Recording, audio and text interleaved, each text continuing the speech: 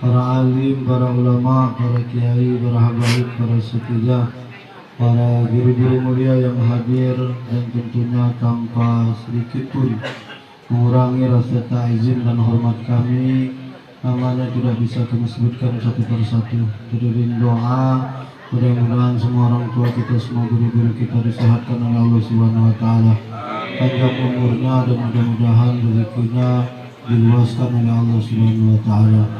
Yang sama-sama saya hormati yang hadir di tengah-tengah kita semua, yang saya hormati keluarga besar dari Sahibul Musibah, keluarga besar dari Bapak Haji Abdul Rahman Said bin Haji Said yang sedang diuji oleh Allah Subhanahu wa taala berupa wafatnya orang tua tercinta.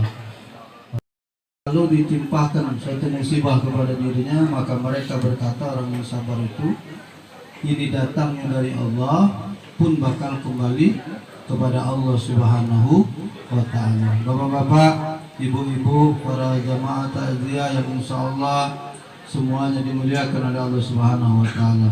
Qala Rasul sallallahu alaihi wasallam, "Amin mu'minin yu'adi afahu bi musibatin illa kasallahu azza wa jalla bi karamati yaumil qiyamah." Tidaklah satu atau seorang mukmin itu tertimpa musibah. Ma min mu'minin yu'adi akhahu bi musibatin. Tidaklah seorang mukmin yang tertimpa musibah lalu kita hadir memberikan hiburan, maksudnya untuk mengurangi rasa duka daripada sahibul musibah dengan cara hadir takziah, yasinan, tahlil seperti yang kita lakukan hadirnya ini.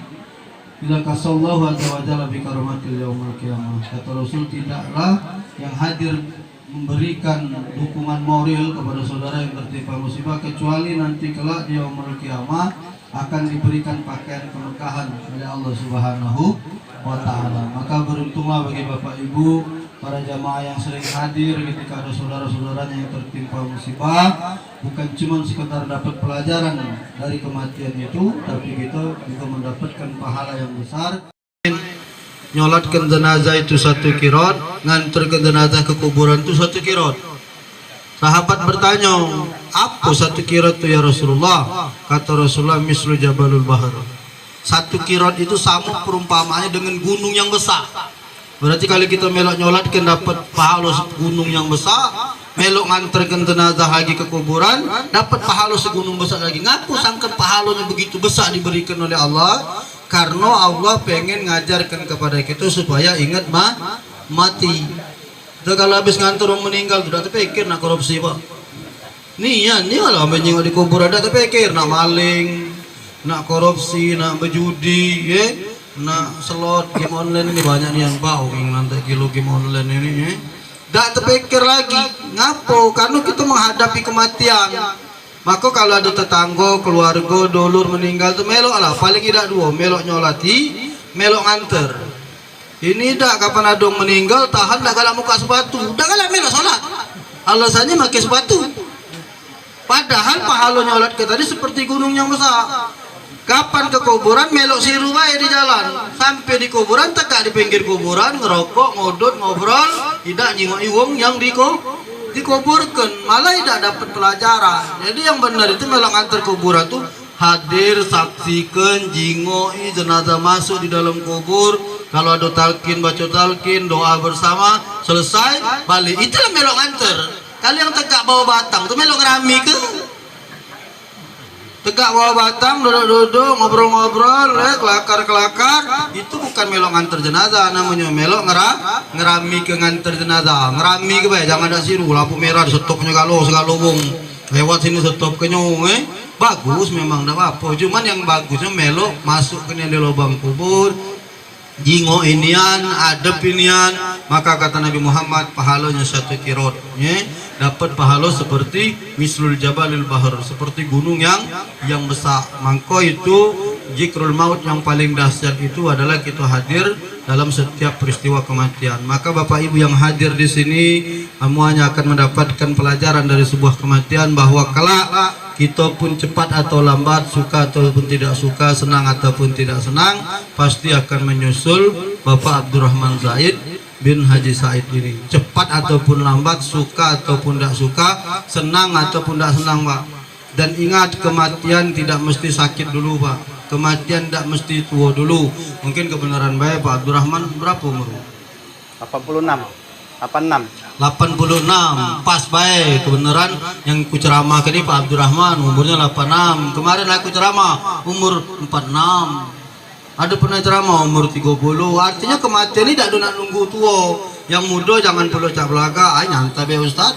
Aku masih lama baru 30. Jadi kamu banyak yang 31 laju jangan main-main. Ya. Aku ini sehat Ustaz. Berapa banyak orang nunggu orang sakit, yang ditunggu masih hidup, yang nunggu mati. Banyak Pak kejadian Pak. Dia nunggu orang tuanya sakit, berbulan-bulan di rumah sakit. Dia nungguinya. Yang sakit masih hidup, yang nunggu kena duduk mati. Artinya memang yang namanya mati ini tidak ada kata syaratnya Pak. Tidak nak nunggu tua, tidak nak nunggu sakit, tidak nak nunggu buntu. Lapang juga banyak orang mati Pak Jalin, kurang berduit apa laju.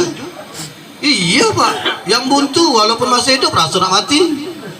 Ya membuntu, cara buntu mana walaupun hidup ada suka lo Pak, cara kata duit kan. Tapi itulah namanya kehidupan ini. Maka Bapak Ibu yang dimuliakan oleh Allah, banyak-banyaklah hadir dalam peristiwa kematian, entah itu bertakziah, entah itu antar ke kuburan, entah itu melok nyolati. Kenapa? Karena dapat pahala yang besar, lebih dari itu dapat pelajaran yang besar yang diajarkan langsung oleh Allah. Atau pelajaran kematian ini pelajaran yang tidak katik di bangku sekolah Pak, pelajarannya duduk langsung menghadapi. Maka kalau orang kena musibah itu jangan banyak ego dinasehati. Aku pernah kawan aku mati bininya Pak, aku nasehati, kabar ini ujian dari Allah ini. Dia beda dia jawab, sudah selesai aku ceramah dikit dia jawab, iya Ustadz baca sabar karena yang mati ini bini aku. Benar juga Pak, mantap bini kita yang mati, belum tentu juga kita baca sabar.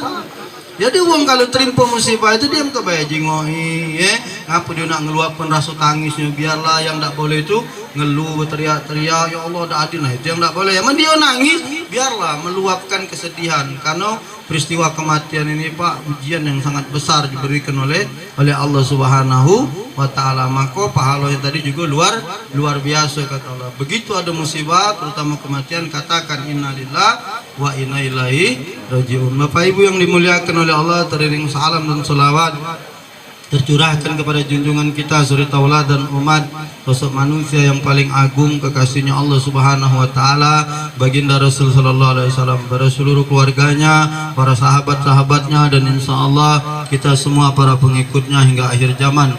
Kita berdoa kepada Allah, mudah-mudahan kelak di yaumul mahsyar semua kita akan mendapatkan syafaat dari baginda Rasul sallallahu alaihi wasallam. Insyaallah kita akan berada di surganya Allah Subhanahu wa Ta'ala. Amin ya rabbal. Bapak Ibu para jamaah takziah yang insyaallah dimuliakan oleh Allah, kita baru saja melewati Idul Kurban Pak, atau disebut dengan lebaran haji atau lebaran Idul Adha. Idul Adha identik juga disebut dengan Idul Kurban. Ngapa? Karena pada Idul Adha 10, 11, 12, 13 ada amalan yang paling dicintai Allah, yaitu waraqatil dam, mengalirkan darah kurban. Apa dia Ustaz hubungan kurban dengan mati ini? Kita tahu nih ceramah ini. Iya. Kurban ini mengajarkan kepada kita bahwa jangan cinta dengan dunia ini berlebihan.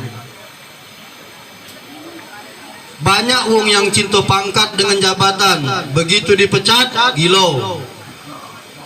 Iya banyak Pak, stres Pak, wah dah acak lemak makan, dah lemak minum, ngapo? Kena mutasi, kena berhenti kena geser ke.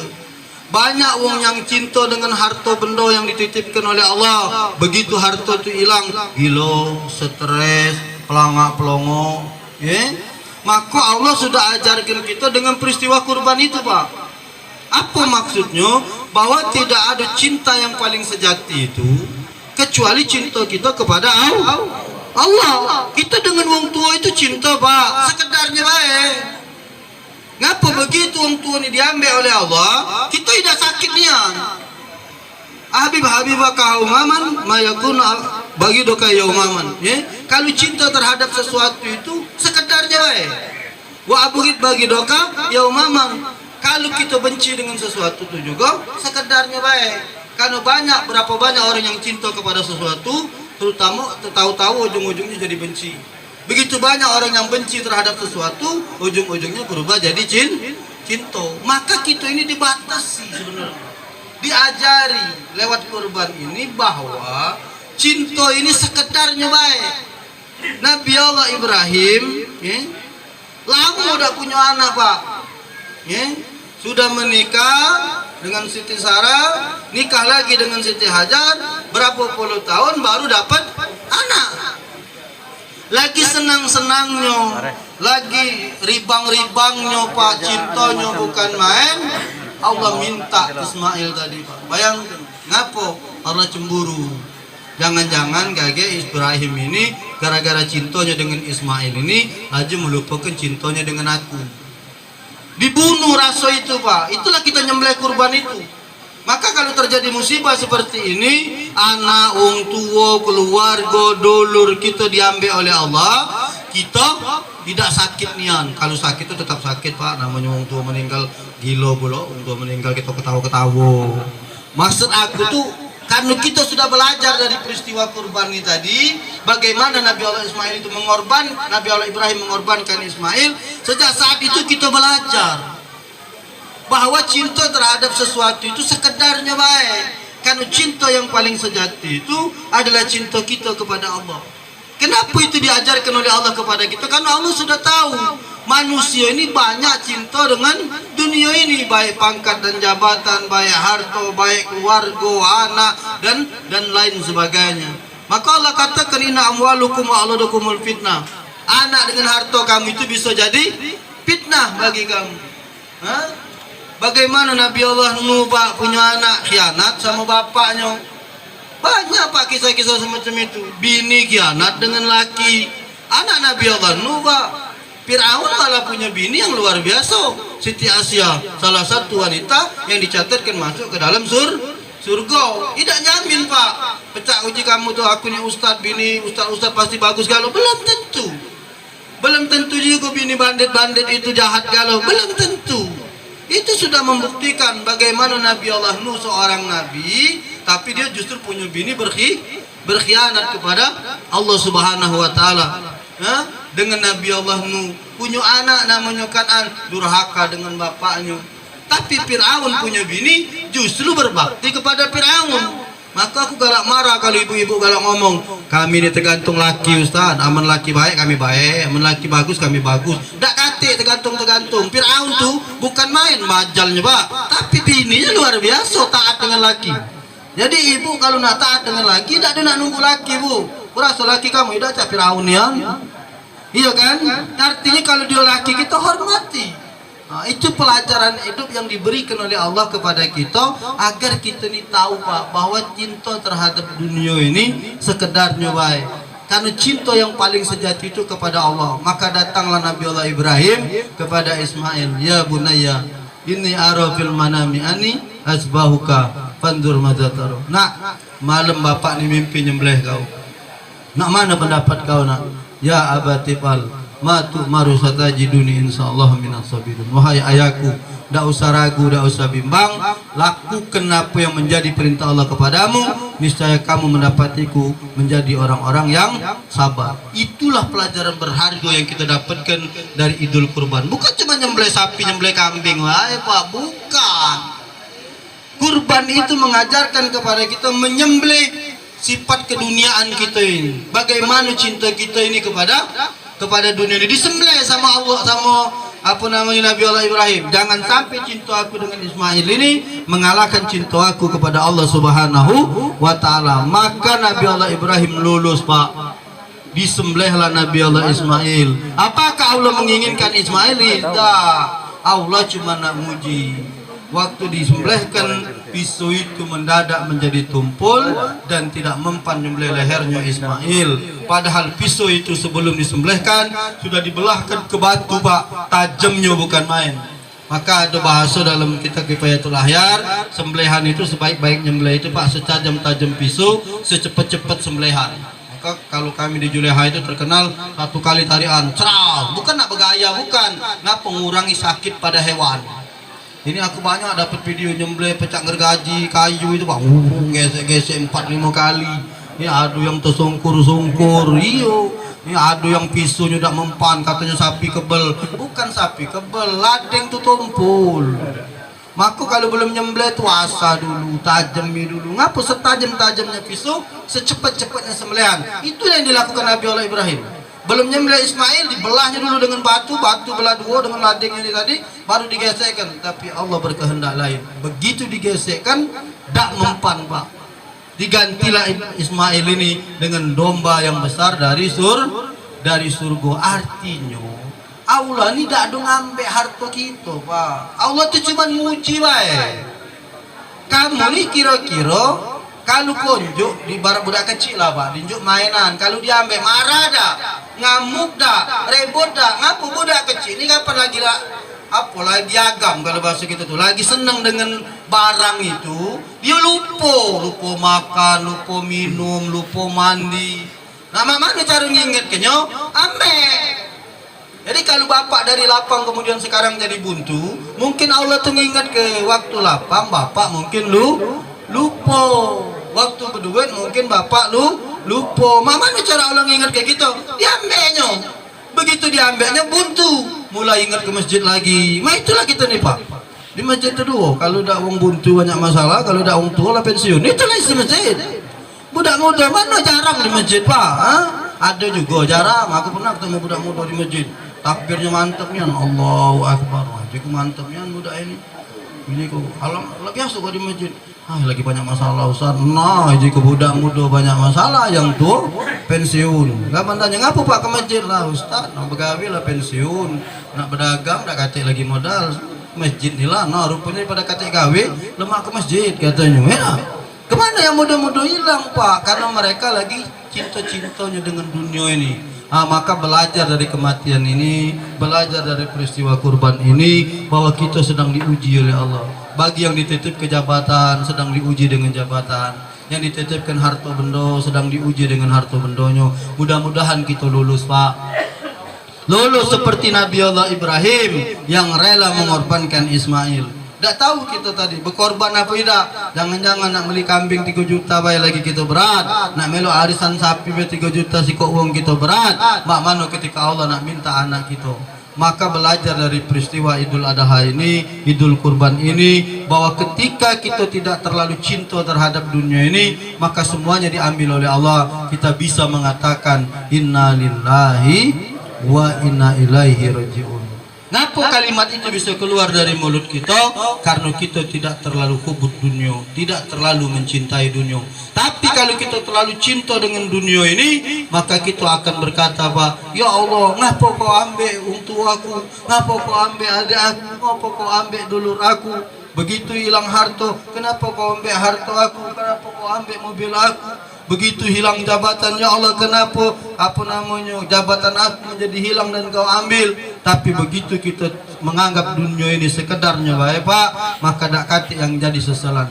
Dan Allah sudah ajarkan kepada kita, wa mal hayatud dunya illa laibun wa lahun wala darul akhirah khairul lil ladzina yattaqun. Kehidupan dunia ini kata Allah cuman tempat bersenda gurau dan bermain. Wala darul akhirah, dan hari akhirat itu khairul lil ladzina yattaqun. Itulah kehidupan yang baik bagi orang-orang yang bertakwa. Jadi dunia ini jangan seriusian. Dunia ini kata Allah tempat bermain, tempat bersenda gurau. Yang namanya bermain, yang namanya bersenda gurau tidak bakalan lama Pak. Paling lawan 80-an ini lah hebat nian Pak. Ini kalau zaman dulu. Kalau budak-budak zaman sekarang Pak, aku berani jamin Pak, anak-anak kita ini umur-umuran aku nih, anak-anak aku nih solid, nak nembus 80 umurnya Pak. Makanannya ada bagus lagi, hidup ada. Kalau zaman dulu kan makanannya luar biasa, tak jago. Sekarang ini mana Pak?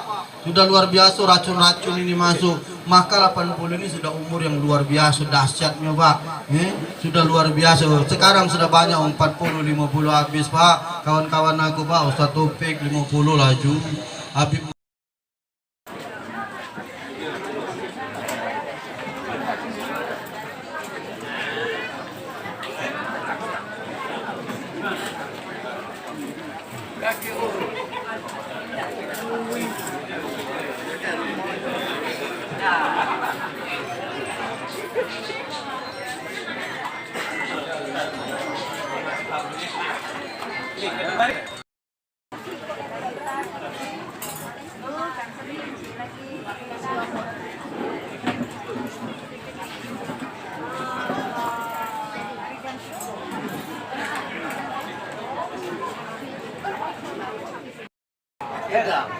Beda kapan? Nalang begini. Jadi gua kalau